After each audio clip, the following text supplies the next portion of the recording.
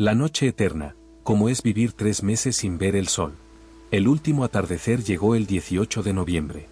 No fue dramático, no hubo colores ardientes ni despedidas ceremoniales. Simplemente, el sol rozó el horizonte como siempre lo hacía, dibujando una línea dorada sobre el hielo, y nunca volvió a subir. Se quedó ahí, suspendido en el borde del mundo durante unos minutos que parecieron horas, y luego se hundió lentamente, como un cuerpo deslizándose bajo agua negra. Nadie habló durante esos últimos momentos. Solo observamos, inmóviles, mientras la única fuente de luz natural que conocíamos se desvanecía más allá del horizonte ártico, dejándonos en un crepúsculo azul que pronto se convertiría en algo más profundo, más absoluto. La oscuridad. No la oscuridad de una noche común, no esa penumbra que termina con el amanecer. Esto era diferente. Esto era la noche polar, la noche eterna, el fenómeno astronómico que convierte al Ártico en un reino de sombras durante 3 meses completos. Un tiempo donde el concepto mismo de día desaparece, donde el reloj pierde significado, donde la luz se convierte en un recuerdo distante que la mente lucha por conservar. Mi nombre es Dr. Henrik Rensen, y durante 14 años trabajé como médico y psicólogo de campo en la Estación Ártica de Investigación Noruega, situada a 800 kilómetros del Polo Norte. He vivido 7 inviernos completos en ese lugar, 7 ciclos de la noche eterna. He documentado cada cambio, cada síntoma, cada silenciosa transformación que ocurre en la mente humana cuando el sol desaparece del cielo. He visto lo que la oscuridad perpetua le hace al cuerpo, al espíritu, a esa frágil membrana que separa la cordura del abismo. Y puedo decirles esto con absoluta certeza: el ser humano no fue diseñado para vivir en la oscuridad total. Somos criaturas de la luz, moldeadas por millones de años de evolución bajo el ciclo del día y la noche. Cuando ese ciclo se rompe, cuando la luz desaparece por completo durante semanas, algo en nuestro interior comienza a deshacerse, lenta, silenciosamente, como el hielo derritiéndose en agua negra. La noche polar comienza de manera diferente para cada persona. Algunos la reciben con curiosidad, casi con entusiasmo, como si fuera una aventura romántica en los confines del mundo. Recuerdo a Laura, una bióloga marina que llegó en su primera temporada de invierno con los ojos brillantes, emocionada por experimentar algo que tan pocos humanos han vivido. Durante los primeros días después del último atardecer, tomaba fotografías del crepúsculo azul cobalto que persistía durante algunas horas al mediodía, esa única franja de luz indirecta que rebotaba en la atmósfera aunque el sol estuviera muy por debajo del horizonte. Es hermoso, decía, con la cámara temblando en sus manos enguantadas. Es como estar dentro de un sueño. Pero no todos lo sentían así. Víctor, un ingeniero ruso veterano en su cuarto invierno ártico, observaba el horizonte oscuro con una expresión vacía, los labios apretados en una línea fina. Él sabía lo que venía. Había visto a compañeros desmoronarse, había sentido en carne propia cómo la oscuridad se filtraba en los huesos como humedad glacial. No es un sueño, me dijo una noche mientras compartíamos té negro en la sala común. Es un funeral. El funeral de la luz.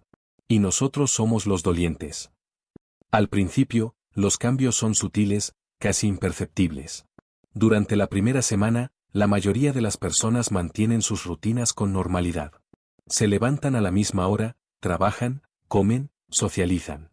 Los relojes y las alarmas dictan el ritmo de vida, reemplazando al sol como organizadores del tiempo. Las luces artificiales de la estación arden constantemente, creando una ilusión de día permanente dentro de los pasillos metálicos. Algunas personas hasta bromean sobre la situación, llamándola la noche más larga del mundo o el modo nocturno definitivo. Pero la ilusión no dura mucho. Porque el cuerpo humano tiene un reloj interno, un mecanismo biológico ancestral llamado ritmo circadiano que ha evolucionado durante millones de años para sincronizarse con el ciclo solar. Este reloj no solo regula el sueño y la vigilia, sino que orquesta cientos de procesos fisiológicos: la producción de hormonas, la temperatura corporal, la presión sanguínea, la digestión, el estado de ánimo. Y este reloj depende de una señal maestra, un sincronizador primario que le indica al cerebro cuando es día y cuando es noche. Esa señal es la luz solar. Cuando la luz desaparece, el reloj comienza a desincronizarse. Al principio de manera sutil, luego de forma catastrófica. Es como si alguien apagara el metrónomo que ha estado marcando el ritmo de tu vida entera, dejándote derivar en un mar de tiempo sin estructura, sin anclaje, sin referencia. Y en esa deriva, el cuerpo y la mente comienzan a perderse. Los primeros síntomas aparecen alrededor de la segunda semana. El insomnio es el más común. Las personas comienzan a tener dificultades para dormir, aunque estén físicamente exhaustas. Se acuestan a la misma hora de siempre, cierran los ojos en habitaciones perfectamente oscuras, pero el sueño no llega. O llega de manera fragmentada, superficial, lleno de despertares repentinos. Recuerdo a Thomas, un glaciólogo alemán, caminando por los pasillos a las 3 de la mañana con ojeras profundas como heridas, murmurando que su cuerpo simplemente no sabía cuándo dormir. Sus ojos estaban inyectados en sangre, su piel pálida como cera. Es como si mi cerebro hubiera olvidado la diferencia entre día y noche, me dijo. Todo es lo mismo. Todo es oscuridad. Y tenía razón. Porque sin la señal de la luz solar, el cerebro deja de producir melatonina de manera regulada. La melatonina, esa hormona crucial que induce el sueño, comienza a secretarse de forma errática, en momentos aleatorios, sin patrón. El resultado es un estado de fatiga perpetua combinado con una incapacidad para alcanzar un sueño profundo y reparador. Las personas viven en un limbo entre la vigilia y el sueño, sin habitar plenamente ninguno de los dos estados. Pero el insomnio es solo el principio. Luego vienen los cambios en el apetito. Algunas personas pierden completamente el interés en la comida, tienen que forzarse a comer porque su cuerpo simplemente no envía señales de hambre. Otras, en cambio, desarrollan un hambre voraz e incontrolable, especialmente de carbohidratos, de azúcares, de cualquier cosa que proporcione energía rápida. Es la forma desesperada del cuerpo de compensar la falta de luz, de intentar obtener combustible cuando el sol ya no puede proporcionárselo. He visto a personas ganar 10 kilos en un mes, comiendo compulsivamente en medio de la oscuridad, llenando el vacío con comida porque no hay nada más que los llene. Y luego está el frío. No solo el frío exterior, que alcanza temperaturas de 40 grados bajo cero, sino un frío interno, visceral, que parece emanar desde los huesos mismos. Las personas comienzan a quejarse de que siempre tienen frío, sin importar cuántas capas de ropa usen, sin importar cuánto suban la calefacción. Es como si la ausencia de luz solar hubiera apagado también la capacidad del cuerpo para generar calor. La temperatura corporal central desciende ligeramente, apenas medio grado, pero suficiente para que todo se sienta más pesado, más lento, más difícil. La fatiga se instala como un manto de plomo. Cada movimiento requiere esfuerzo consciente. Levantarse de la cama se convierte en una batalla épica. Caminar por los pasillos parece una travesía interminable. El cerebro funciona más lento, los pensamientos se vuelven espesos como miel fría. Las personas olvidan palabras simples, pierden el hilo de conversaciones, cometen errores en tareas que antes realizaban automáticamente. Es como si la oscuridad exterior se hubiera filtrado al interior, nublando la mente, apagando las luces internas una por una. Pero lo más aterrador no son los síntomas físicos. Lo más aterrador es lo que le ocurre al alma. Alrededor de la tercera o cuarta semana, cuando la realidad de la noche eterna se asienta completamente, cuando el cerebro finalmente acepta que el sol no va a volver pronto, algo más profundo comienza a cambiar. El estado de ánimo se desploma. La melancolía se instala como una neblina permanente. Las personas se vuelven silenciosas, retraídas, encerradas en sí mismas. Las conversaciones se hacen más cortas, más superficiales. Las sonrisas desaparecen. La risa se convierte en un sonido extraño, casi obsceno en medio de tanta oscuridad. Es lo que los psicólogos llaman trastorno afectivo estacional en su forma más extrema, pero ese término clínico no captura la verdadera naturaleza de lo que ocurre. No es solo tristeza. Es un tipo particular de desesperanza que nace de la sensación de estar atrapado en un lugar donde el tiempo se ha detenido, donde no hay diferencia entre ayer y mañana, donde cada día es idéntico al anterior, oscuro, frío, interminable. La luz solar no es solo importante para el ritmo circadiano, es también crucial para la producción de serotonina, el neurotransmisor que regula el estado de ánimo, la motivación, la sensación de bienestar. Sin luz, los niveles de serotonina caen en picada.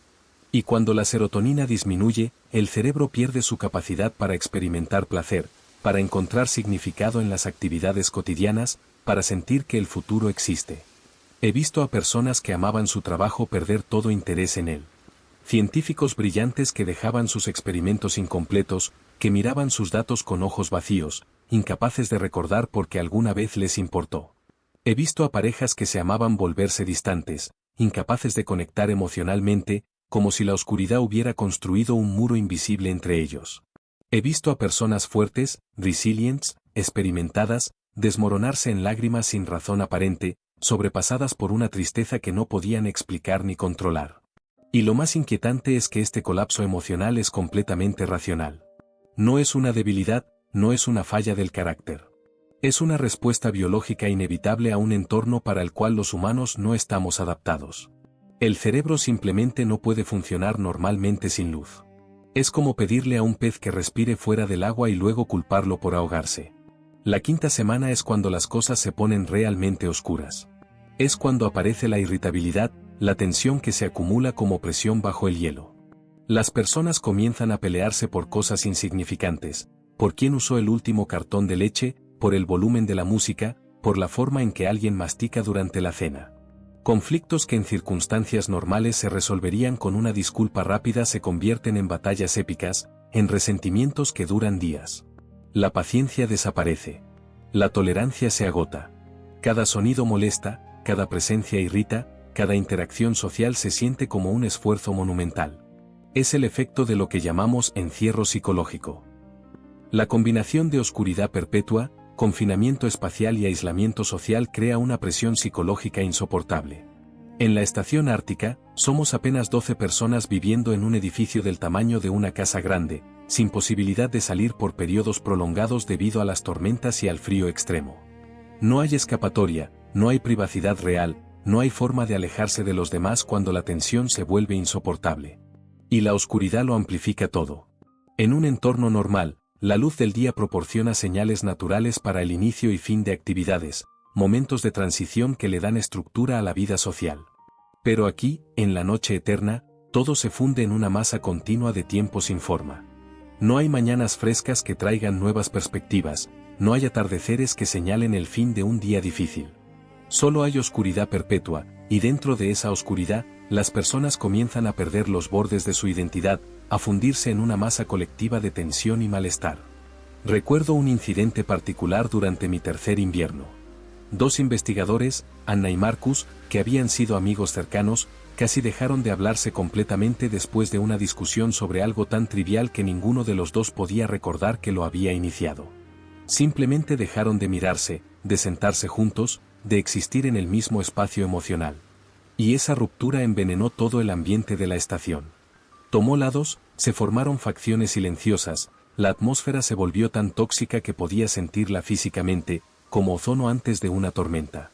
Tuve que intervenir como mediador, organizando sesiones de terapia grupal forzadas donde todos tuvimos que sentarnos en círculo bajo las luces artificiales y hablar sobre nuestros sentimientos, nuestros miedos, nuestras frustraciones. Fue incómodo, doloroso, pero necesario. Porque la alternativa era peor. La alternativa era el colapso completo de la cohesión social, y en un lugar como el Ártico, durante la noche eterna, eso podía ser mortal. Hay estrategias, por supuesto. Métodos que hemos desarrollado a lo largo de décadas de investigación para mitigar los efectos de la noche polar. La terapia de luz es la más importante. En la estación, tenemos paneles de luz especial que emiten un espectro similar al de la luz solar, especialmente rico en luz azul que es la que más afecta al ritmo circadiano. Cada persona debe pasar al menos 2 horas al día frente a estas luces, preferiblemente durante la mañana según el reloj, para intentar mantener sincronizado el reloj biológico. Es como crear un amanecer artificial, engañar al cerebro para que piense que el sol ha salido aunque afuera siga siendo medianoche absoluta. Funciona, en cierta medida. Las personas que son disciplinadas con la terapia de luz generalmente mantienen mejor su ritmo de sueño, tienen menos síntomas depresivos, conservan más energía. Pero no es perfecto.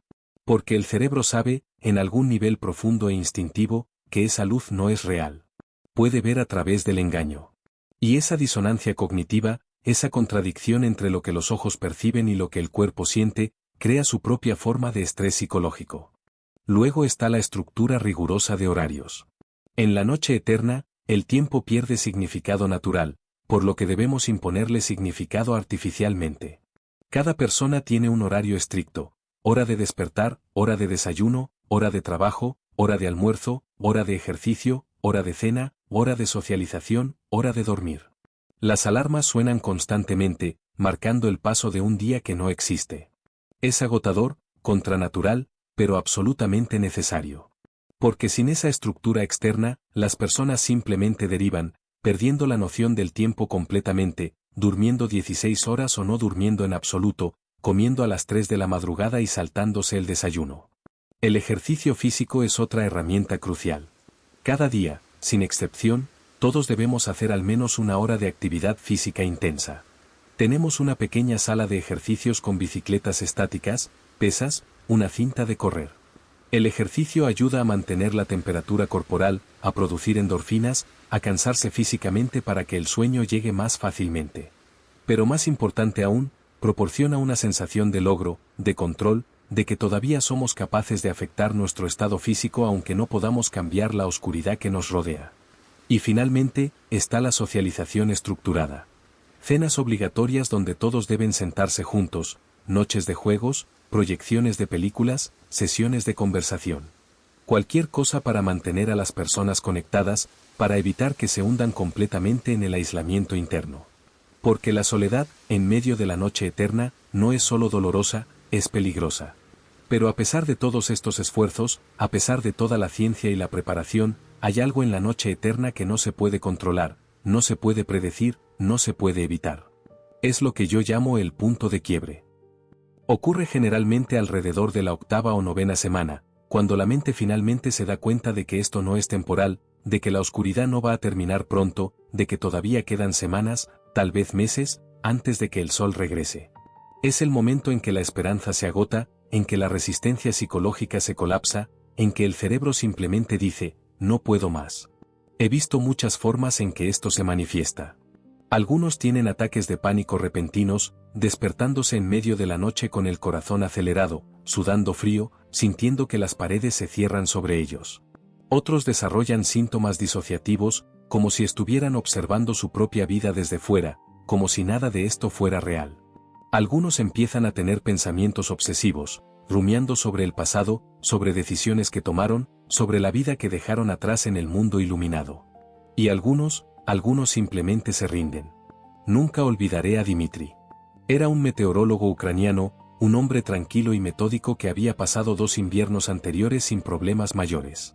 Pero durante su tercer invierno, algo se rompió. Lo encontramos una mañana en su habitación, sentado en la cama, mirando la pared oscura con expresión completamente vacía.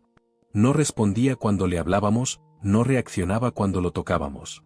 Sus ojos estaban abiertos, pero no había nadie detrás de ellos. Era como si su mente simplemente hubiera decidido apagarse, desconectarse de la realidad para no tener que enfrentar un minuto más de oscuridad. Tuvimos que evacuarlo en cuanto el clima lo permitió, transportarlo en helicóptero a través de la tormenta hacia el hospital más cercano, a cientos de kilómetros de distancia. Nunca regresó al Ártico. Y nunca habló sobre lo que vio, o sintió, o experimentó en aquella habitación oscura durante las semanas previas a su colapso. Pero aquí está lo más extraño, lo más inquietante sobre la noche eterna. Para algunas personas, después del punto de quiebre, viene algo diferente. No una recuperación, exactamente, sino una transformación. Es como si el cerebro, después de resistir y luchar y sufrir durante semanas, finalmente aceptara la oscuridad. Dejara de luchar contra ella y, en cambio, aprendiera a habitarla. Las personas que atraviesan este proceso se vuelven más silenciosas, más contemplativas, más conectadas con algo interno que no depende de la luz exterior. Recuerdo a Ingrid, una física noruega que estaba en su primer invierno ártico. Las primeras 8 semanas fueron terribles para ella. Insomnio severo, depresión profunda, crisis de llanto diarias. Pensé que tendría que evacuarla también. Pero entonces, alrededor de la 9ª semana, algo cambió. Dejó de quejarse, dejó de luchar. Comenzó a pasar largas horas en su laboratorio, trabajando en sus ecuaciones bajo la tenue luz de una lámpara de escritorio. Cuando le pregunté cómo se sentía, me miró con ojos tranquilos y dijo algo que nunca he olvidado. He dejado de esperar que la luz regrese. Y ahora que he dejado de esperarla, puedo ver otras cosas. Cosas que solo son visibles en la oscuridad. No supe qué responder. Porque había algo en su voz, en su expresión, que no era solo aceptación. Era algo más profundo, casi místico.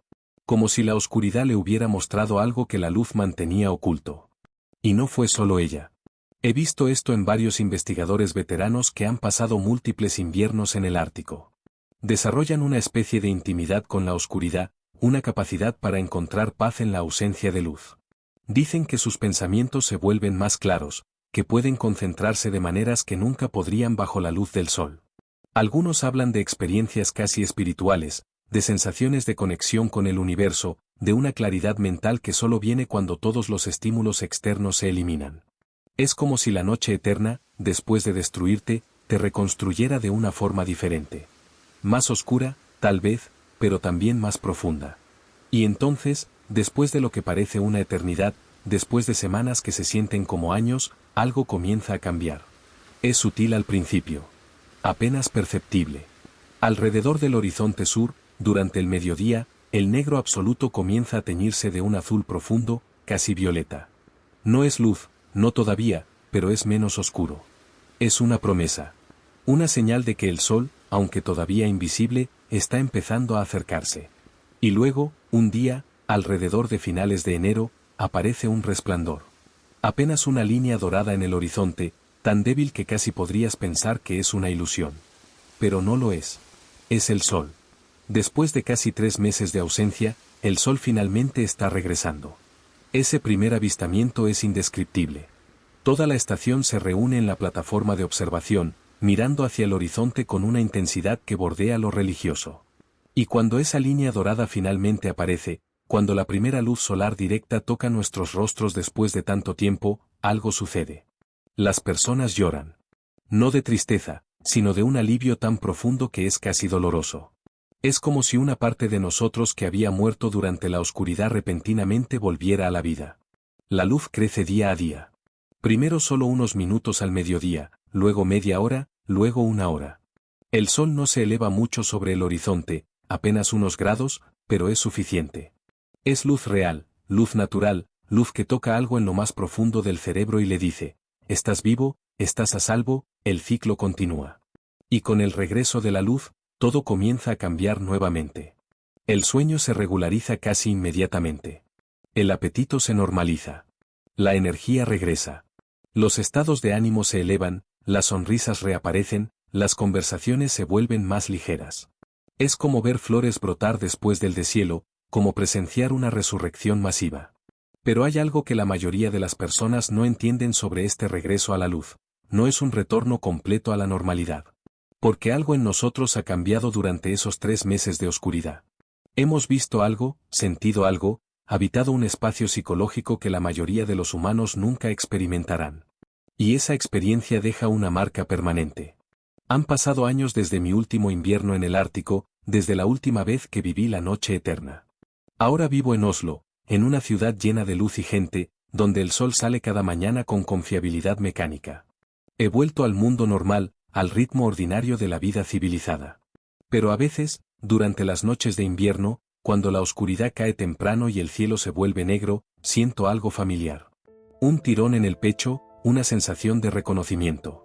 Y por un momento, estoy de vuelta allí, en la estación, rodeado de hielo y silencio y oscuridad absoluta. Y por un momento, extraño esa oscuridad de una forma que no puedo explicar. Porque la noche eterna te enseña algo sobre ti mismo que no puedes aprender en ningún otro lugar.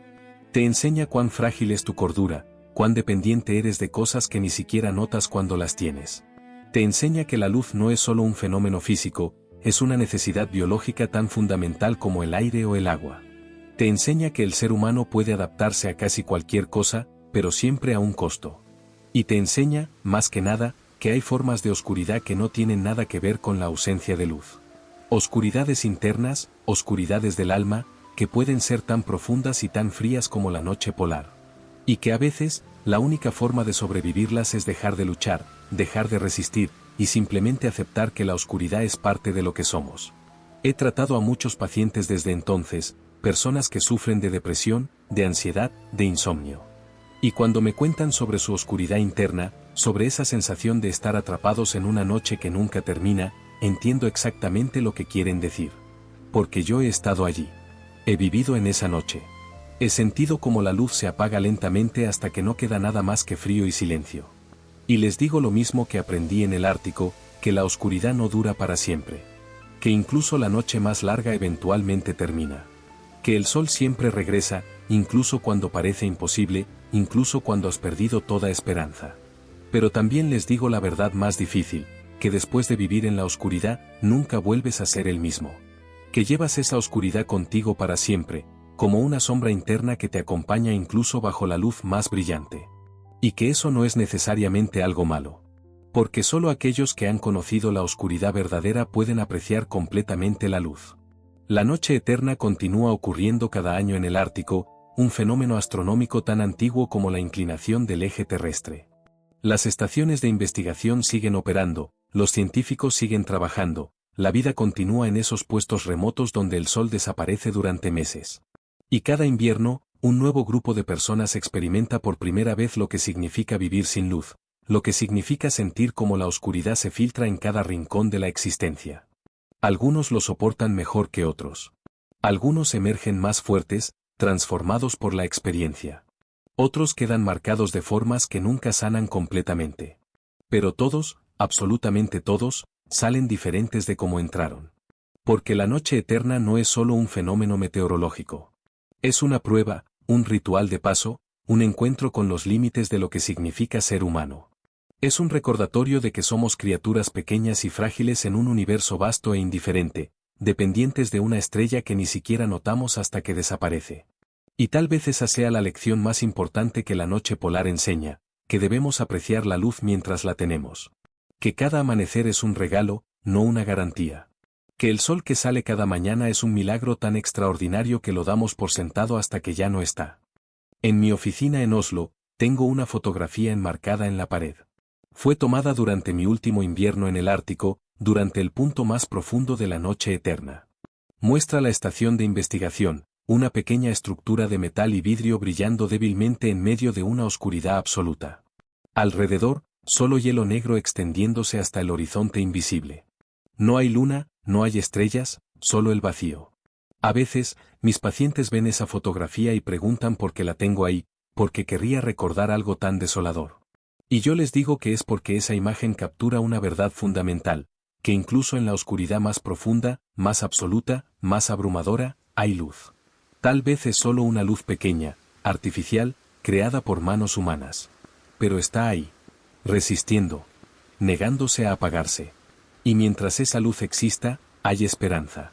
Porque eso es lo que somos realmente, los humanos. No somos criaturas de la luz o la oscuridad. Somos criaturas que cargan nuestra propia luz interna, una chispa de calor y conciencia que persiste incluso cuando todo lo demás se vuelve frío y negro. Y tal vez esa luz interna es suficiente. Tal vez siempre lo ha sido. Hay un último detalle sobre la noche eterna que debo compartir, algo que raramente se menciona en los informes científicos, algo que los investigadores veteranos conocen pero rara vez discuten abiertamente. Es sobre los sueños. Durante la noche polar, los sueños cambian. No solo en frecuencia o intensidad, sino en su naturaleza fundamental. Personas que normalmente no recuerdan sus sueños comienzan a tener experiencias oníricas vívidas, casi alucinógenas. Y lo más extraño es que hay patrones comunes, temas recurrentes que aparecen una y otra vez, independientemente de la cultura, el idioma o la historia personal del soñador. Casi todos sueñan con luz. Pero no es la luz del sol como realmente es. En estos sueños, la luz tiene cualidades imposibles, sobrenaturales. Es líquida, se puede tocar, se puede beber. O es música, se puede escuchar, resuena en los huesos. Algunos sueñan que la luz tiene sabor, que es dulce como miel, o amarga como café, o salada como lágrimas. Y muchos, muchísimos, sueñan con el último día antes de la oscuridad. Ese 18 de noviembre, ese momento final cuando el sol tocó el horizonte. Pero en los sueños, ese momento nunca termina. El sol se queda suspendido eternamente en el borde del mundo, ni subiendo ni bajando, atrapado en un atardecer perpetuo. Y el soñador está de pie en el hielo, observando, esperando que el sol finalmente se decida, ¿subir o hundirse? ¿Quedarse o irse? Pero el sol nunca se decide. Y el soñador despierta con una sensación de algo incompleto, algo no resuelto, como si hubiera una pregunta que necesita respuesta pero que nunca puede ser formulada correctamente. Documenté estos sueños meticulosamente durante mis años en el Ártico. Tengo cuadernos llenos de relatos oníricos, páginas y páginas de narrativas que bordean lo surrealista. Al principio, pensé que podría ser un efecto secundario de la privación de luz, algún tipo de compensación psicológica del cerebro. Pero luego comencé a notar algo inquietante. Algunos de estos sueños eran casi idénticos entre diferentes personas, personas que no habían hablado entre sí sobre sus experiencias nocturnas. Es como si la noche eterna abriera una puerta a un espacio psicológico compartido, un territorio onírico colectivo donde todas las mentes atrapadas en la oscuridad se encontraban inconscientemente. No puedo explicarlo científicamente. No tiene sentido según ningún modelo de neurociencia que conozca. Pero lo he visto demasiadas veces para negarlo. Y eso me lleva a una pregunta que me ha perseguido desde entonces. ¿Qué es realmente la noche eterna? ¿Es solo un fenómeno físico, solo la ausencia de luz solar debido a la inclinación planetaria? ¿O es algo más, algo que actúa sobre la conciencia humana de formas que aún no comprendemos? No tengo respuestas. Solo tengo preguntas que crecen más profundas con cada año que pasa. Alrededor de la 10ª semana, cuando el regreso de la luz todavía está a semanas de distancia pero ya no parece imposible, ocurre algo extraño en la dinámica social de la estación. Las personas comienzan a hablar. No conversaciones superficiales sobre el trabajo o el clima, sino conversaciones reales, profundas, del tipo que normalmente solo ocurren entre amigos íntimos o en la consulta de un terapeuta. Las barreras se disuelven. Los secretos emergen. Las historias personales fluyen como agua derretida. Es como si la oscuridad hubiera erosionado las capas protectoras de la personalidad social, dejando expuesto algo más crudo, más auténtico. Las personas hablan sobre sus miedos más profundos, sobre traumas de infancia, sobre relaciones rotas, sobre sueños abandonados.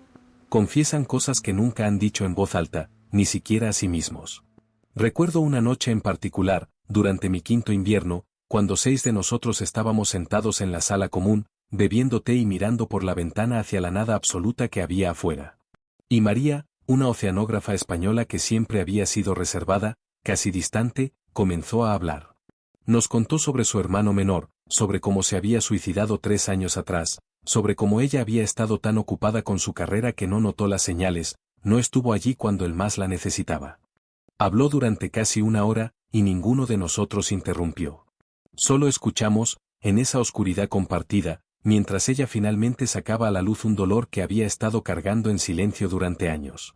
Cuando terminó, hubo un largo silencio. Y entonces Víctor, el ingeniero ruso, comenzó a hablar.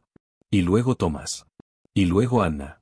Uno por uno, cada persona en esa habitación compartió algo que había mantenido oculto, algo que pesaba sobre su alma como hielo sobre agua. Fue una de las experiencias más intensas, más íntimas de mi vida. Y lo extraño es que no se sintió dramático o forzado. Se sintió natural, inevitable, como si la oscuridad exterior finalmente hubiera hecho seguro dejar salir la oscuridad interior. Al día siguiente, nadie habló sobre esa noche. No había necesidad.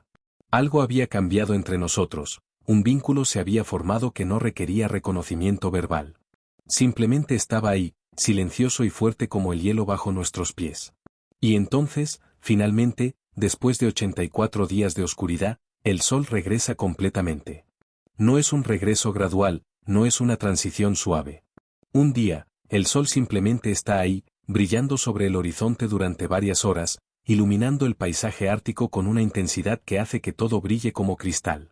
Y es abrumador. Casi doloroso. Los ojos, acostumbrados a meses de oscuridad o luz artificial, se estrechan contra el resplandor. Algunos tienen que usar gafas de sol durante días, incapaces de tolerar la luminosidad directa. Pero el dolor es bienvenido. Es el dolor de volver a la vida, de despertar de un sueño largo y oscuro. Y con la luz, todo se transforma. Los colores regresan, vibrantes y casi alucinógenos después de tanto tiempo viendo solo negro, blanco y tonos grises. El cielo es azul, tan azul que parece irreal. El hielo refleja la luz en 1000 matices, dorado, rosado, plateado, cristalino. Y las personas sonríen. Ríen. Bailan. Algunos lloran de alegría pura. Salimos al exterior, a pesar del frío que sigue siendo brutal, solo para sentir la luz solar en nuestras caras, en nuestras manos, en cada centímetro de piel expuesta. Es como una droga, como éxtasis puro. Nada en el mundo se compara con ese primer momento de luz después de la noche eterna. Los niveles de energía se disparan. El trabajo que había sido arrastrado durante semanas repentinamente se completa en días. Las conversaciones se vuelven animadas, llenas de entusiasmo y planes. El apetito se normaliza, el sueño se profundiza y se vuelve reparador. El frío interno finalmente se disipa, reemplazado por una calidez que irradia desde dentro. Es la resurrección. Es la prueba de que la luz siempre regresa. Es la recompensa por haber sobrevivido a algo que parecía interminable. Pero aquí está la paradoja final, la verdad más extraña sobre la noche eterna. Algunos investigadores veteranos, aquellos que han pasado múltiples inviernos en el Ártico, me han confesado que extrañan la oscuridad. No todo el tiempo, no constantemente, pero sí la extrañan. Extrañan la quietud, el silencio, la sensación de estar separado del mundo ruidoso y luminoso de la civilización. Extrañan esa intimidad forzada consigo mismos, ese encuentro inevitable con su propio interior. Es como estar muerto temporalmente, me dijo una vez Ingrid, años después de su primer invierno. Y cuando la luz regresa, es como renacer. Y una vez que has experimentado eso, morir y renacer, todo lo demás en la vida parece menos intenso, menos real. Tenía razón. Porque eso es lo que la noche eterna realmente es, una muerte temporal y una resurrección. Un viaje al inframundo del que regresas transformado, si es que regresas. Hay un proverbio inuit que aprendí durante mis años en el Ártico. Dice, el sol y la luna son hermanos, pero nunca pueden encontrarse. El sol persigue a la luna en verano, y la luna persigue al sol en invierno. Y en esa persecución eterna, los humanos vivimos entre la luz y la oscuridad, nunca perteneciendo completamente a ninguna de las dos. Esa frase resume mejor que cualquier artículo científico lo que significa vivir la noche eterna. Somos criaturas atrapadas entre dos extremos, dependientes de ambos pero no completamente compatibles con ninguno. Necesitamos la luz para funcionar, para estar sanos, para recordar quiénes somos. Pero también necesitamos la oscuridad para descansar, para soñar, para encontrar las partes de nosotros mismos que solo son visibles cuando todas las luces se apagan. El problema es que la civilización moderna ha tratado de eliminar la oscuridad casi por completo. Nuestras ciudades brillan toda la noche con millones de luces artificiales. Nuestras casas tienen interruptores que pueden convertir la medianoche en mediodía instantáneamente. Llevamos pantallas luminosas en nuestros bolsillos que nos mantienen bañados en luz azul incluso cuando deberíamos estar durmiendo. Hemos olvidado cómo habitar la oscuridad. Hemos perdido el arte de estar quietos en la ausencia de luz. Y tal vez eso explica muchas de las enfermedades psicológicas modernas, el insomnio crónico, la ansiedad constante, la sensación de estar siempre acelerados, siempre activos, nunca en paz. Porque la oscuridad no es el enemigo.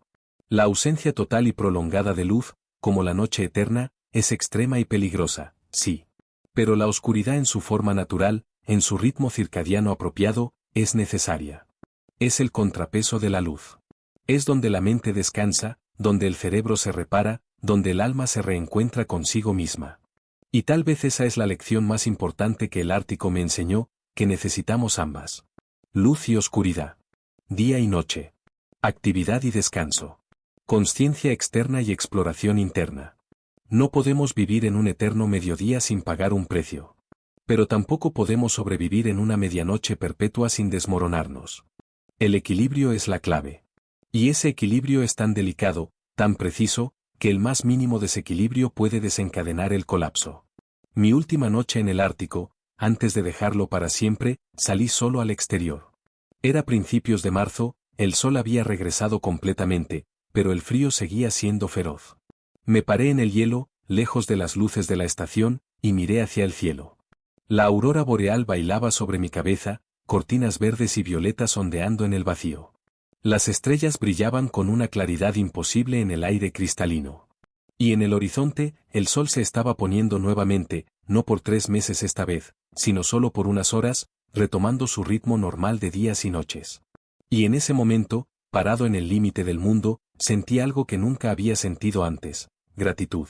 Gratitud por haber experimentado la noche eterna, por haber sobrevivido a ella, por haber aprendido sus lecciones. Gratitud por la oscuridad que me había mostrado cosas sobre mí mismo que nunca habría descubierto bajo la luz constante de la vida normal. Porque la verdad es esta: la oscuridad no es una maldición. Es un espejo. Es una prueba. Es un maestro severo pero honesto que te muestra exactamente quién eres cuando todas las distracciones desaparecen, cuando ya no puedes esconderte detrás de la luz brillante de la actividad constante. Y si puedes enfrentar esa oscuridad, si puedes sentarte con ella sin huir, sin llenarla desesperadamente con luz artificial o ruido o cualquier otra distracción, entonces encuentras algo precioso, tu propio centro. El núcleo inmutable de quien eres, independientemente de las circunstancias externas. Esa es la verdadera supervivencia. No solo resistir físicamente, sino encontrarte a ti mismo en medio del vacío y reconocer que eres suficiente. Que siempre has sido suficiente. Que la luz que necesitas no viene solo del sol, sino también de algún lugar profundo dentro de ti. Ahora, cuando trato pacientes que luchan con su propia oscuridad interna, les cuento sobre la noche eterna. No todos los detalles, no la historia completa, sino la esencia. Les digo que la oscuridad no es permanente, que siempre hay un ciclo, que después de la noche más larga viene el amanecer más brillante. Pero también les digo la verdad más difícil, que tienen que atravesar la oscuridad, no evitarla. Que no hay atajos, no hay forma de saltar por encima de ella o rodearla. Solo hay un camino, a través. Y les digo que cuando estén en medio de esa oscuridad, cuando sientan que no pueden continuar un minuto más, que recuerden que hay personas que han vivido 3 meses completos sin ver el sol y sobrevivieron.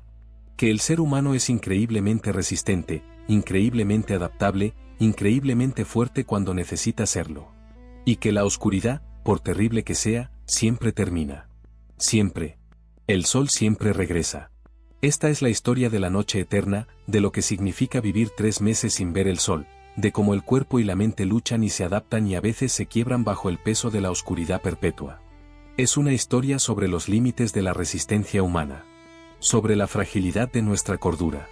Sobre la importancia de algo tan simple y tan fácil de dar por sentado como la luz del día. Pero también es una historia sobre esperanza. Sobre la capacidad del ser humano para soportar lo insoportable. Sobre la luz interna que llevamos, esa chispa de conciencia y voluntad que persiste incluso cuando todo lo demás se apaga. Y es un recordatorio de que vivimos en un planeta extraordinario, un mundo donde existen lugares tan extremos que desafían nuestra capacidad de adaptación. El Ártico no fue hecho para los humanos. No estamos diseñados para ese frío, para esa oscuridad, para ese silencio absoluto. Y sin embargo, allí estamos.